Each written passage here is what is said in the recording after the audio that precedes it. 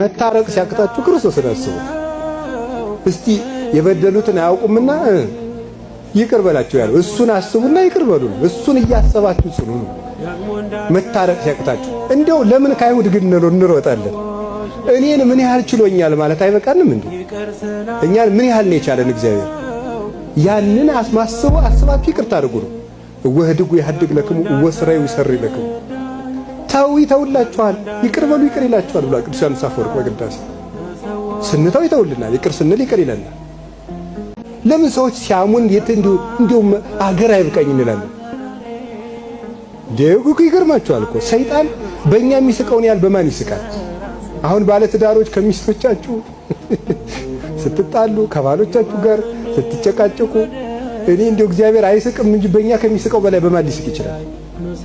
እውነቴን እኮ ነግራችሁ እንዴ አንተ እንደው ክርስቶስ ወደ ጠላቶቻችሁን ውደዱ ብሎ አንተ ወዳጅህን ብትጠላ ምንድነው የምትመልስለት ይላሉ። ምን ትመልሳለህ? እስቲ ጠላትህን ውደድ ብሎ ወዳጅህን ብትጠላ ምንድነው የሚመልስልህ?